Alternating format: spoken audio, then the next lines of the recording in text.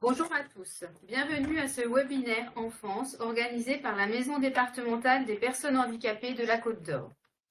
Ce webinaire fait suite à d'autres webinaires que vous pouvez retrouver sur la chaîne YouTube du département de la Côte d'Or, comme la MDPH Comment ça marche, Handicap et emploi, la prestation de compensation du handicap ou encore la communauté 360. Aujourd'hui, nous allons nous focaliser sur la gestion des demandes à la MDPH concernant les enfants de 0 à 20 ans. Nous allons, à partir du circuit de traitement d'un dossier, faire le focus sur les différentes étapes de l'instruction à la décision, en passant par l'évaluation et la présentation des différentes prestations et orientations délivrées par la MDPH.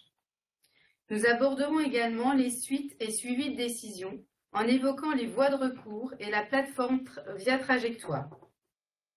Cette présentation va se faire à plusieurs voix et a pour objectif de répondre à vos questions d'ordre général. Ce webinaire a été préparé par notre chargé de mission et l'équipe de la cellule enfance. Merci à eux.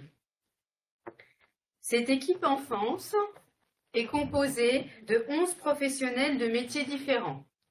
Donc on a un responsable de cellule, 4 agents instructeurs, une équipe médicale composée d'un médecin et d'une infirmière. Nous avons également une assistante sociale, une référente de scolarité et 2 travailleurs médico-sociaux. Ces professionnels sont des agents du Conseil départemental de la Côte d'Or ou des professionnels de l'éducation nationale mis à disposition de la MDPH. Avant de rentrer dans le vif du sujet, je vais passer la parole à Hicham, qui va vous donner quelques informations qui nous paraissent essentielles. Bonjour à toutes et à tous. Dans un premier temps, il nous a semblé essentiel de s'arrêter sur 6 points à vous présenter en introduction avant d'entrer dans le vif du sujet. Le premier point concerne la création des MDPH, des maisons départementales des personnes handicapées. Donc, c'est la loi du 11 février 2005 qui est à l'origine de la création des MDPH dans chaque département, dans un souci de simplification des démarches des personnes en situation de handicap. Cette loi, elle précise les missions de la MDPH ainsi que ses instances. On verra un peu plus loin les 2 instances les plus importantes de la MDPH. La loi du 11 février 2005 a instauré également le principe d'un guichet unique, permettant d'offrir un accès unique aux différents droits et prestations dans le cadre de compensation du handicap. Ceci étant, les missions de la MDPH ne s'arrêtent pas, ne peuvent se restreindre à un guichet de dépôt de dossier ou de retrait de dossier. La MDPH assure une mission d'accueil, d'information, de conseil et d'accompagnement aux personnes en situation de handicap et de leurs familles également. La MDPH ouvre des droits à travers les décisions de la CDAPH. La CDAPH, c'est la Commission des droits et de l'autonomie des personnes handicapées, mais ne les met pas en œuvre, ne les finance pas. À titre d'exemple, l'attribution de l'AEH, l'allocation d'éducation de l'enfant handicapé, l'attribution de l'AEH est prononcée par la CDAPH, mais sa mise en œuvre, le versement dépend de la CAF ou de la MSA. Quatrième point très important à vous signaler, et notamment pour les dossiers concernant les enfants, un dossier MDPH est un acte fort, un acte qu'on peut considérer comme non usuel, qui nécessite la double signature des parents. Si les 2 parents sont détenteurs de l'autorité parentale, le dossier doit être signé par les 2 parents. Un autre point qui concerne un peu plus l'évaluation, concerne la notion du handicap et surtout son retentissement au sens de l'article S114 du Code de l'action sociale et des familles. Il nous a semblé nécessaire de s'arrêter sur cette notion-là et de retentissement qui constitue la base même de l'évaluation. Une personne ou un enfant relève du champ du handicap dès lors qu'une altération de fonction est confirmée, que son évolution et surtout qu'il existe des conséquences dans la vie de la personne et dans la vie de l'enfant et de ses parents. Les évaluateurs s'intéresseront plus particulièrement au retentissement des troubles, c'est-à-dire les restrictions de participation qu'implique le handicap dans l'environnement de l'enfant et notamment dans son environnement scolaire. Ces retentissements sont évalués en rapport avec des jeunes de la même classe d'âge. Deux enfants peuvent avoir la même pathologie, mais les besoins de compensation peuvent être différés car le retentissement ou le niveau de retentissement n'est pas le même. Et un dernier point concernant la question du droit commun dans un premier temps. Donc pour répondre aux besoins spécifiques du jeune, des ressources peuvent être mobilisées par application du droit commun, sans recourir forcément à la MDPH. À titre d'exemple, au niveau scolaire, il y a beaucoup de dispositions d'adaptation pédagogique ou de matériel que ma collègue, Madame Sandra Young, vous présentera juste après. Donc, qui peuvent suffire à compenser les difficultés d'un enfant sans pour autant solliciter la MDPH. Merci, Hicham. Je passe maintenant la parole à David, agent instructeur à la cellule enfance. Alors, un dossier de demande MDPH est composé de 4 éléments obligatoires. Un formulaire de demande complété, daté et signé par les deux parents.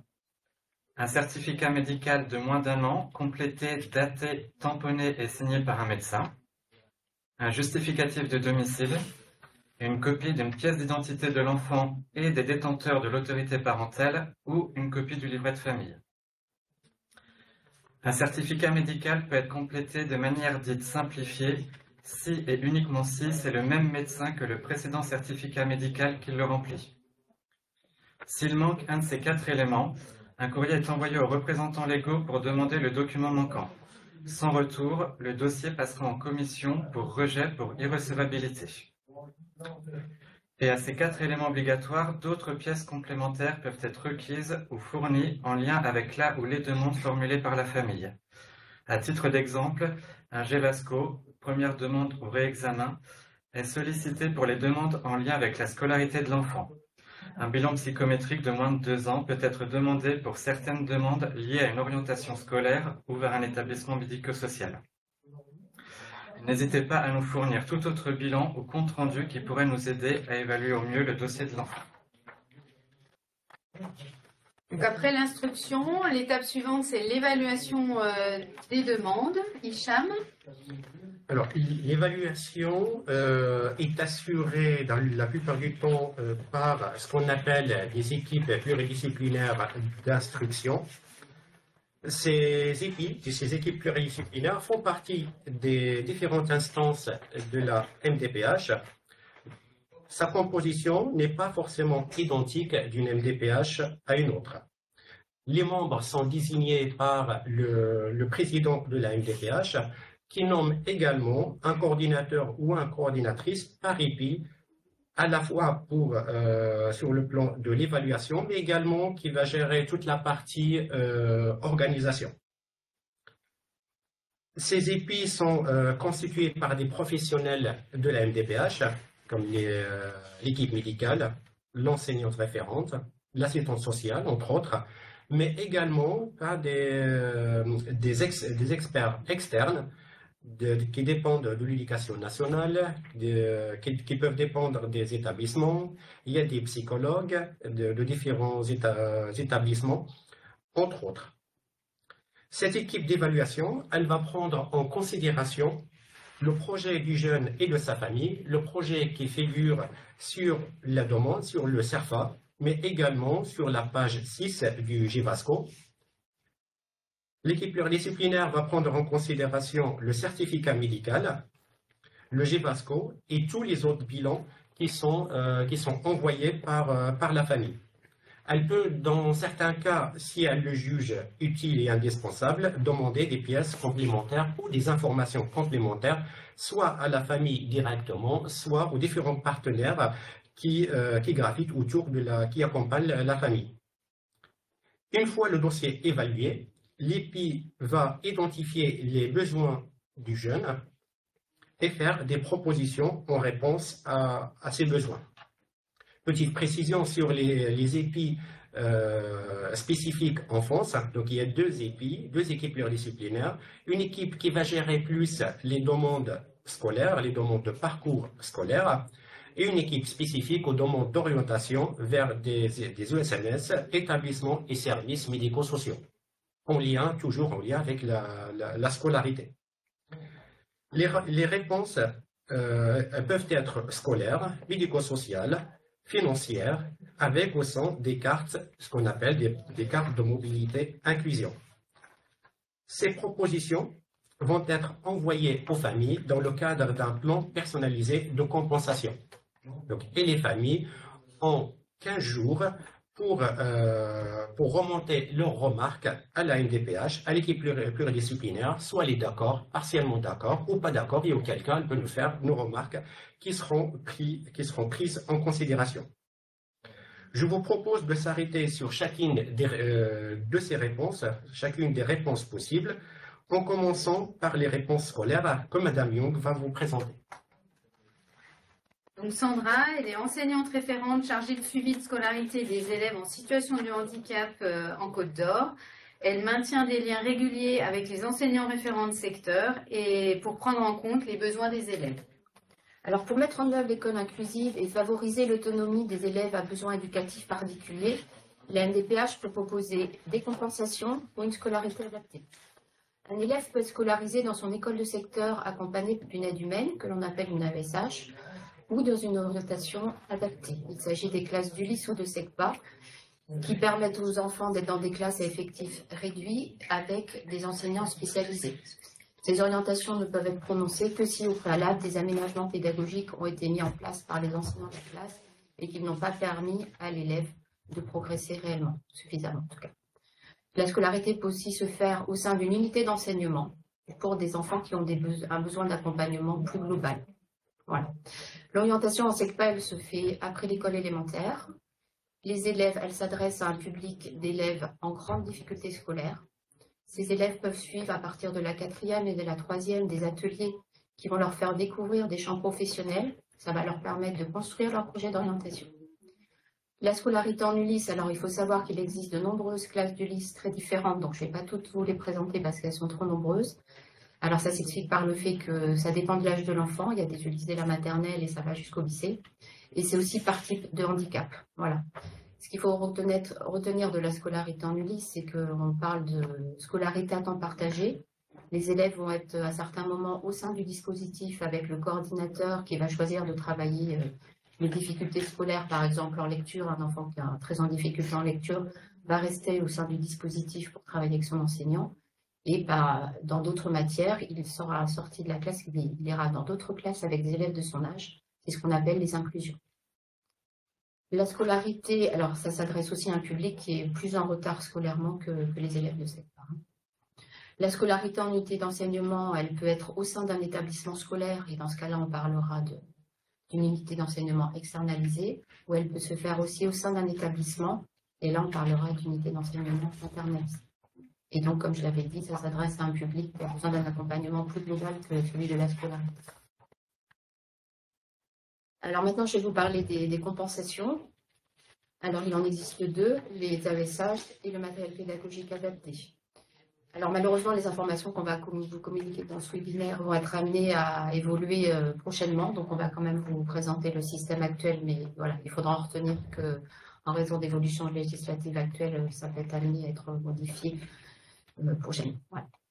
Alors, on va commencer du coup par les AESH. Alors, une équipe pluridisciplinaire, quand elle étudie une demande d'AESH, elle va regarder dans un premier temps si au sein de la classe, l'enseignant a mis en place des adaptations pédagogiques. Alors, ça peut être dans un premier temps, pour des difficultés scolaires, la mise en place d'un PPRE.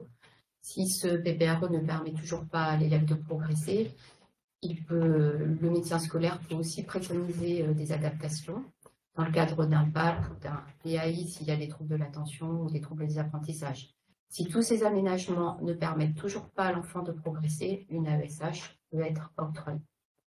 Donc, on a deux types d'AESH, les AESH mutualisés et les AESH individualisés. Donc, l'AESH individuel s'adresse à un enfant qui a besoin d'un accompagnement continu et soutenu. Oui, juste ne pas oublier que pour être sûr d'avoir une AESH à une rentrée scolaire de septembre, il faut penser à déposer le dossier suffisamment tôt pour tenir compte des délais de traitement et puis d'évaluation aussi. Le matériel pédagogique adapté, donc là aussi il risque d'y avoir beaucoup d'évolutions prochainement, mais je vous présente le système actuel. Alors, pour permettre à l'enfant d'être en réussite scolaire, il peut se voir attribuer un ordinateur, un scanner portatif, des stylos lecteurs. Voilà, il existe de nombreuses technologies actuellement qui permettent à l'enfant d'être autonome dans sa scolarité et d'être en réussite. La procédure actuelle, c'est que la famille doit en faire la demande auprès de l'enseignant de son école de secteur.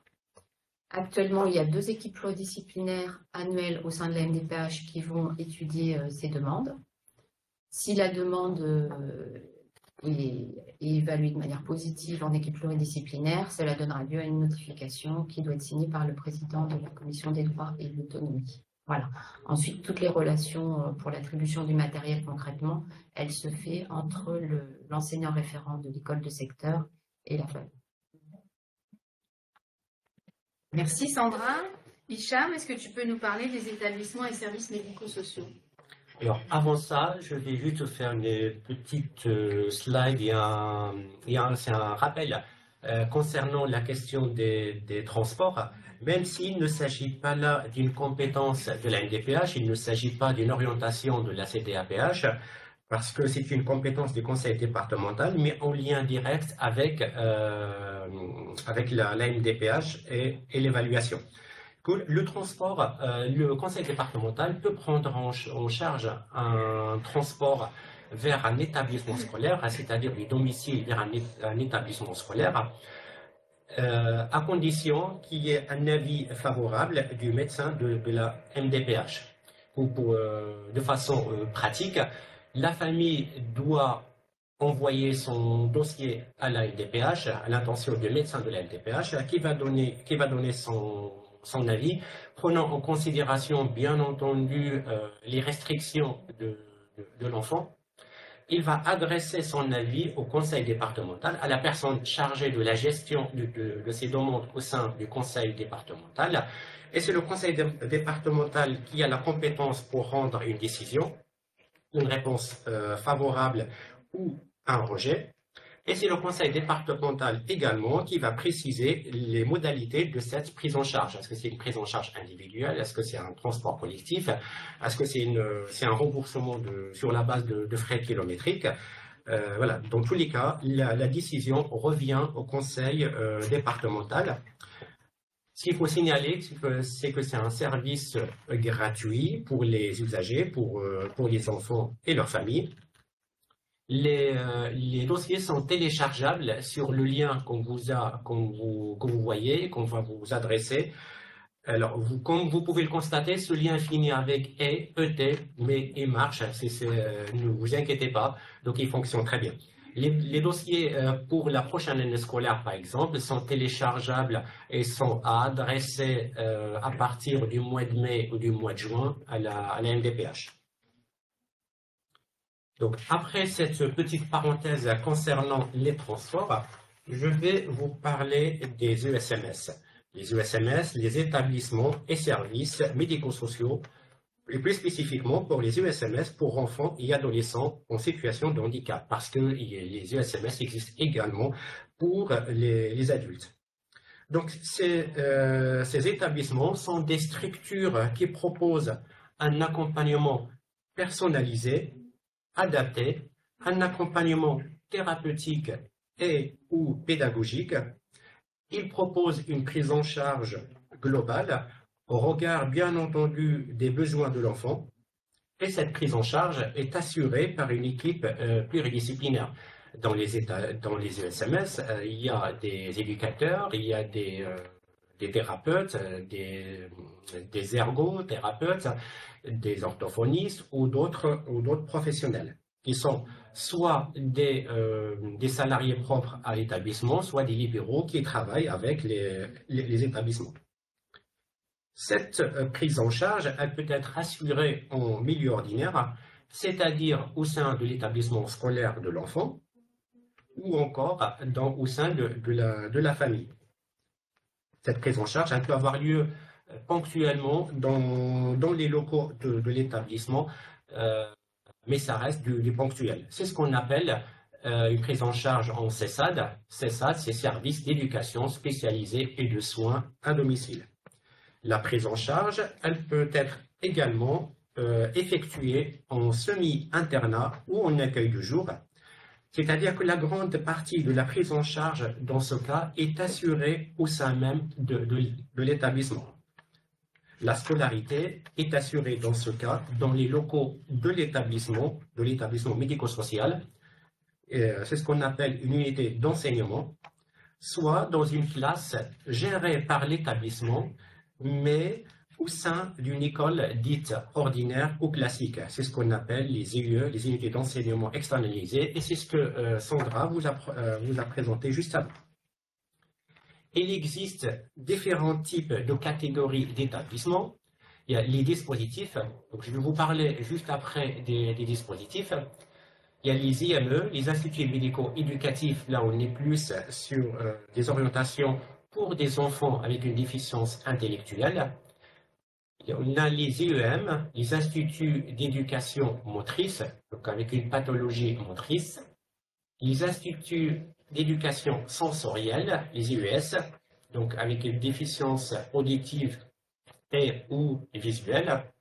Les ITEP, Instituts thérapeutiques, éducatifs et pédagogiques. Et les EAP, les établissements pour enfants et adolescents polyhandicapés.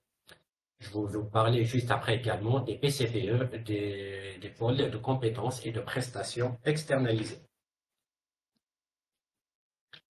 Les dispositifs résultent de la fusion de CESAD, donc un accompagnement, comme je vous le disais juste avant, en milieu ordinaire. Donc le CESAD porte le nom, dans le cadre de ces dispositifs, il porte le nom de prestations milieu ordinaire, PMO. Les dispositifs proposent également une modalité d'accueil de jour et d'hébergement qui ressemble en grande partie aux IME. L'avantage de ces dispositifs, que si un enfant est pris en charge en milieu ordinaire, mais au vu de l'évolution de sa situation générale et de ses besoins, le dispositif, il peut le passer en modalité milieu ordinaire vers une modalité accueil du jour avec éventuellement une scolarité adaptée au sein de l'établissement lui-même, sans passer par un nouveau dossier à la MDPH et sans passer par une nouvelle décision de la CDAPH.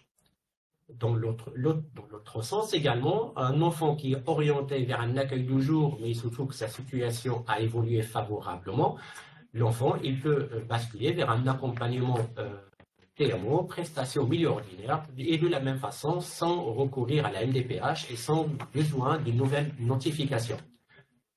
Ces changements-là, ces changements IA, se font bien sûr avec la famille, avec l'accord de la famille et des parents. Je passe maintenant au PCPE, au pôle de compétences et de prestations externalisées. Donc c'est un dispositif médico-social qui s'adresse à des personnes et à des enfants en situation de handicap sans solution de prise en charge ou en risque de rupture de parcours. Il peut accompagner un enfant et sa famille en attendant une prise en charge par un établissement ou si l'enfant n'a aucune solution sur le plan des soins, de rééducation, de la scolarité. Les professionnels de PCPE peuvent coordonner ou mettre en place les accompagnements dont a besoin l'enfant. Le PCPE peut par exemple favoriser une scolarité effective, l'anticipation d'une rupture de prise en charge, l'accompagnement et le soutien des parents également, qui ont toute leur place dans ce dispositif, ou si l'enfant n'a l'accompagnement et le soutien des parents, l'accompagnement dans l'attente d'une réponse ou d'une prise en charge par un établissement adapté. Nous avons dans notre département 3 PCPE qui concernent les enfants ou les jeunes. Donc, il y a le PCPE, le lien, donc c'est pour les enfants qui disposent d'une orientation vers le DITEP.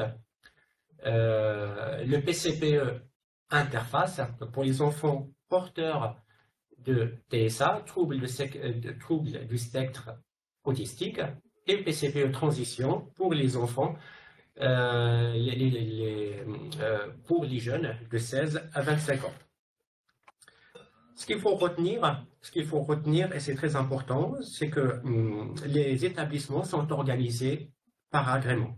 L'agrément est fixé par l'ARS, l'Agence régionale de santé. Dans notre département, nous avons la chance d'avoir des établissements représentant presque tous les agréments, les troubles du spectre autistique, la déficience intellectuelle, les troubles du comportement, la déficience psychique, la déficience motrice ou la déficience sensorielle, sans oublier le polyhandicap. La CDAPH désigne un établissement ou plusieurs établissements représentant un agrément bien précis, avec une modalité de prise en charge s'agissant des dispositifs, soit une modalité de prise en charge en milieu ordinaire, soit en accueil de jour avec ou sans hébergement. Cette notification est nationale, c'est-à-dire qu'en cas de déménagement, la famille peut se rapprocher d'un établissement dans son nouveau lieu de résidence, mais il faut qu'elle s'assure en amont que l'établissement en question relève du même agrément. Merci Hicham. Je passe la parole à Aurélie, qui est infirmière à la cellule enfance. Alors, le taux d'incapacité est déterminé par l'équipe médicale. Il est évalué à l'aide d'un document légal inscrit dans le Code de l'action sociale et des familles, appelé le guide barème, pour l'évaluation des déficiences et incapacités des personnes handicapées. Ce taux d'incapacité est défini en 3 tranches. Un taux d'incapacité inférieur à 50%, un taux d'incapacité entre 50 et 79%, et un taux d'incapacité supérieur ou égal à 80%. Il évalue les conséquences du handicap sur la vie de tous les jours de la personne en se basant sur les actes élémentaires de la vie quotidienne. Par exemple, dans le cadre familial, scolaire et social. Par exemple, les activités extrascolaires, comment elles se passent.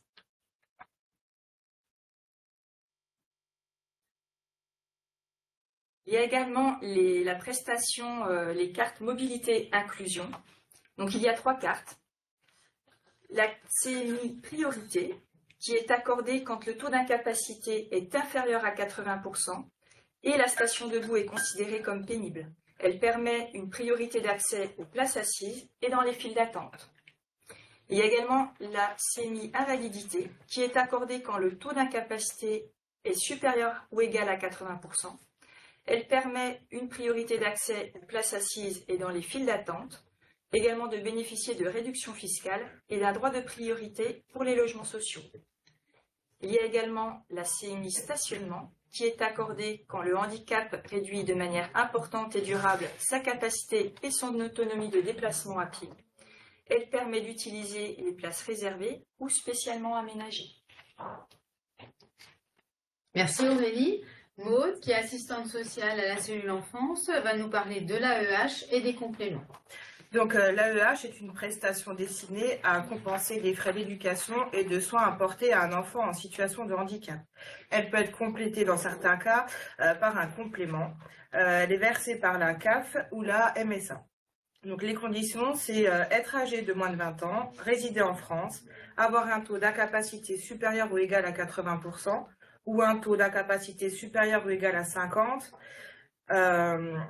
avec des soins et ou un accompagnement, une orientation vers un établissement, un ESMS ou une scolarisation adaptée.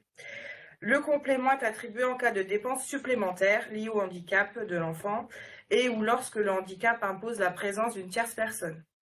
C'est le cas notamment dans le cadre d'une réduction ou d'un arrêt de travail d'un parent, de l'embauche d'une tierce personne rémunérée. Le montant est calculé en fonction des dépenses liées au handicap et ou des besoins en tierce personne. Dans certains cas, il peut être remplacé par la PCH. Concernant l'évaluation de ces prestations, donc les professionnels évaluent les difficultés rencontrées par l'enfant dans la vie quotidienne et proposent dans le cadre de l'équipe pluridisciplinaire l'ouverture de droits à la CDAPH. La CDAPH décide de l'ouverture ou non des droits à l'AEH et de son complément dans le cadre du plan de compensation qui a été proposé aux parents. Concernant le complément, lui prend en compte uniquement les besoins liés au handicap par comparaison avec un enfant du même âge non porteur de handicap. Il existe 6 catégories de compléments qui sont forfaitaires. Le complément prend en compte les dépenses liées au handicap qui ne peuvent être totalement couvertes par l'AEH de base. Après recours aux financements légaux, comme l'assurance maladie, le 100% santé, et le recours aux financements extra-légaux, pareil, c'est quand on sollicite les fonds de l'assurance maladie, des mutuelles, le crédit d'impôt, etc. Et ces dépenses sont évaluées sur justificatif, donc soit des factures, soit des devis avec engagement des parents à réaliser la dépense. Donc le complément prend aussi en compte le recours à une tierce personne rémunérée ou la réduction ou cessation d'activité d'un ou des parents. Il s'évalue en lien avec le temps de scolarisation de l'enfant et l'accompagnement à des soins. La durée d'attribution du complément est située entre 3 à 5 ans pour un taux d'incapacité supérieur à 80% et entre 2 à 5 ans pour un taux d'incapacité supérieur ou égal à 50%. Le complément n'est pas figé, il peut être réévalué à tout moment dès lors que l'AEH est ouverte. Les familles n'ont pas besoin de redéposer un dossier, ils peuvent juste demander un réexamen de complément. Merci Maude. Je passe la parole à Aurélie, qui est travailleuse médico-sociale et qui va nous parler de la prestation de compensation du handicap, donc la PCH. Donc en effet, la PCH a un périmètre d'action large puisqu'elle comprend 5 éléments. Donc il y a un élément qui concerne une attribution d'aide humaine, un autre qui permet le financement d'aide technique, un troisième qui permet l'adaptation du logement, du véhicule ou encore le financement de surcoûts transport. Le quatrième élément concerne ce qu'on appelle les charges spécifiques ou exceptionnelles. Et enfin, il y a un dernier élément qui concerne l'aide animalière pour les enfants ou les adultes qui auraient recours à un chien guide d'assistance. La PCH est versée par le conseil départemental. Concernant les conditions d'accès, donc pour pouvoir bénéficier de la PCH, il faut être bénéficiaire de l'AEH et être éligible au complément de l'AEH. Il doit pouvoir être versé à l'un des représentants de l'autorité parentale, y compris en période de retour foyer. Ça concerne les mineurs confiés à l'aide sociale à l'enfance. Il faut se trouver dans une difficulté absolue pour un acte de la vie quotidienne ou en difficulté grave pour 2 de ces actes. Donc les actes de la vie quotidienne, c'est pouvoir marcher, se laver, s'habiller, éliminer et manger. Donc il est à noter que la PCH n'est pas cumulable avec l'AEH, le complément de l'AEH. Donc les familles doivent choisir entre les 2 prestations, sauf pour l'élément 3. La PCH peut intervenir dans toutes les situations pour l'aménagement du véhicule ou du logement. Donc, concernant l'évaluation, elle se fait à l'aide de ce qu'on appelle une grille GEVA qui comporte 19 items évaluant l'autonomie de l'enfant dans son quotidien. Et donc, cette évaluation, elle se fait toujours en comparaison avec un enfant qui ne présente aucune forme de handicap et qui est du même âge. Donc, on a la possibilité de se mettre en lien en tant qu'évaluateur avec les différents professionnels qui accompagnent l'enfant. Il peut s'agir d'équipes de soins, du CESAD, de l'IME, des services éducatifs, de l'aide sociale à l'enfance par exemple, des familles d'accueil, mais aussi de services de tutelle. En cas de séparation, l'évaluateur prend attache auprès des 2 parents pour pouvoir avoir leurs 2 regards sur la situation de leur enfant. À l'issue de l'évaluation, on envoie un plan personnalisé de compensation, donc le PPC, à la famille. Elle doit retourner ce document signé auprès de la MDPH après avoir coché la prestation choisie. En l'absence de retour de PPC, le dossier est ajourné en CDA. Et en cas de séparation des parents, il est à noter que les 2 parents doivent nous retourner ce document en ayant choisi la même prestation. À défaut d'accord, l'enfant se verra attribuer l'AEH et son complément. Et dernier élément important, il est à noter que la PCH est versée aux parents allocataires des prestations familiales. Merci Aurélie. Hicham, peux-tu nous parler en fait de l'étape décision à la MDPH? Alors, comme je vous l'ai précisé tout à l'heure, l'équipe pluridisciplinaire, après son évaluation, elle identifie les besoins, elle propose des réponses et elle envoie ces réponses-là aux parents dans le cadre d'un plan personnalisé de compensation. Ce sont ces propositions, c'est ce plan personnalisé de compensation qui est soumis à la CDAPH, à la Commission des droits et de l'autonomie des personnes handicapées, instance chargée de prendre la décision finale. La CDAPH est composée de l'État, d'un représentant du département, de l'éducation nationale, de la sécurité sociale, mais aussi et surtout de représentants des associations des personnes handicapées. Pour que cette instance se tienne, il faut qu'il y ait au minimum 30% d'associations de personnes handicapées. À l'issue de la commission, la réponse est adressée aux familles, c'est ce qu'on appelle une notification, pour les informer de la décision de la CDAPH. Merci Hicham. Alors maintenant, je vais vous parler des différentes possibilités de contestation des décisions. Donc ça fait partie du suivi des décisions. Lorsqu'une personne n'est pas d'accord avec une décision rendue par la CDAPH, elle a la possibilité de la contester.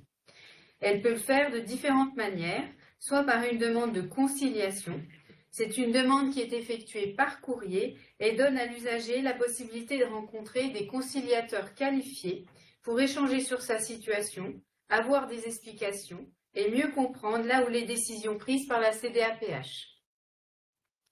La personne peut également déposer un recours administratif préalable obligatoire, ce qu'on appelle un RAPO. C'est une demande à effectuer par courrier dans les 2 mois qui suivent la réception du courrier de décision.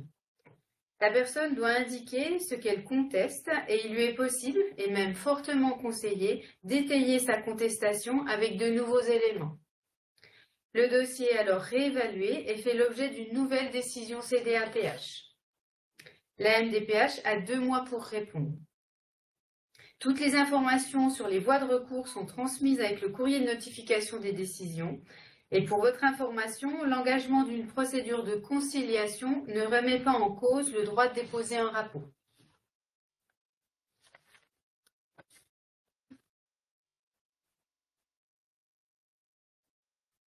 Ensuite, la personne a la possibilité de déposer un recours contentieux 2 mois après le dépôt de son RAPO, si elle n'est toujours pas d'accord avec les décisions rendues.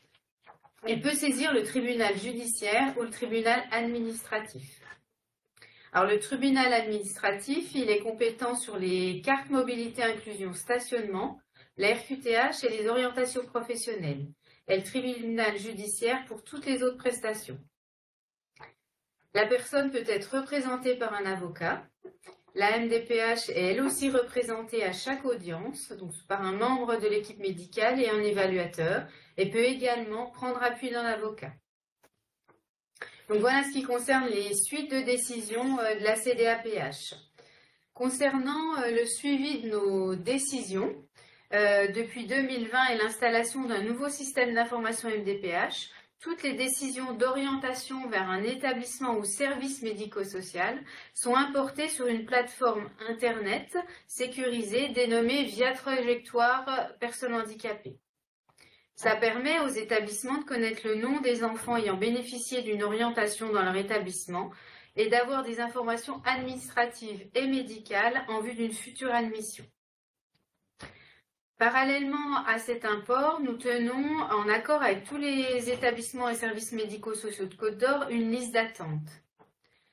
Cette liste prend en compte la situation de l'enfant au niveau sanitaire, scolaire et social, ainsi que l'ancienneté de son orientation.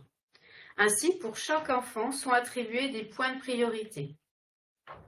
Et quand un établissement a une place disponible, il se rapproche de la MDPH pour connaître le nom de l'enfant en haut de la liste d'attente. Et chaque année, nous organisons une commission d'harmonisation des affectations en établissements et services médico-sociaux où la situation de chaque enfant en attente d'une admission est évoquée en vue de la prochaine rentrée scolaire. Sont présents tous les directeurs et chefs de service des établissements du secteur enfance, des représentants de l'éducation nationale, de l'ARS et le service de l'aide sociale à l'enfance du département de la Côte d'Or. Ce travail d'échange et de concertation entre acteurs se fait dans le cadre de la rentrée inclusive et intègre le dispositif d'orientation permanent. Tout est fait pour que chaque enfant ait une solution. Voilà pour ce qui est donc du suivi de nos décisions. Avant de terminer cette présentation, nous avons recensé 4 questions-réponses pour lesquelles nous sommes souvent sollicités. Maud, Sandra, je vous laisse nous les présenter. J'ai demandé l'affiliation vieillesse des parents au foyer, mais je n'ai pas eu de retour de la MDPH. Il faut savoir que cette demande au niveau de l'enfance est à faire auprès de la CAF ou la MSA. Et l'enfant doit avoir un taux d'incapacité d'au moins 80%. La deuxième question qu'on peut avoir régulièrement, c'est j'ai un enfant en situation de handicap et je suis séparée du deuxième parent qui va toucher l'AEH. Donc l'AEH, elle est versée au parent qui est l'allocataire CAF. C'est aux parents de s'entendre sur une répartition du montant. Si aucun accord n'est trouvé, le JAF peut être saisi. Mon enfant a des difficultés scolaires. Ma demande d'AESH n'a pas été entendue. Pourquoi? La réponse, en fait, ce sont les textes de droit commun qui les indiquent. C'est que l'EPI, dans un premier temps, elle regarde si l'école a pris en charge, dans un premier temps, les difficultés scolaires dans le cadre d'un programme personnalisé de réussite éducative. Ça doit être la première étape et la première réponse à des difficultés scolaires. Une autre question qui revient souvent, mon enfant a des troubles de l'attention qui sont diagnostiqués, ma demande d'AESH n'a pas été entendue. Pourquoi? Dans ce cas-là, la première réponse à un diagnostic de TDAH, c'est un PAI qui doit être fait par le médecin scolaire et qui va proposer à l'enseignant de la classe des aménagements pour permettre de mettre l'enfant en situation de réussite. Voilà. Si effectivement au niveau de l'équipe pluridisciplinaire, on n'a pas eu ces éléments d'information sur cette étape qui est prévue par le droit commun, il peut y avoir effectivement un rejet d'AESH. Voilà. Merci à vous. Nous arrivons à la fin de cette présentation. Reste à vous communiquer notre adresse mail mdph@côtedor.fr où vous pouvez nous poser vos questions, nous faire un retour sur cette présentation ou nous donner des idées de prochains webinaires. Vous pouvez également nous joindre par téléphone ou vous présenter à l'accueil physique de la MDPH situé 1 rue Joseph Tissot à Dijon. Nous vous avons également noté quelques liens utiles où vous pourrez retrouver de nombreuses informations sur la MDPH de Côte d'Or, des informations plus générales sur le handicap, les fiches FALC de la SNSA ou le lien pour retrouver nos différents webinaires. Reste à remercier toute l'équipe et à vous souhaiter une bonne journée. Au revoir. Au revoir. Au revoir. Au revoir.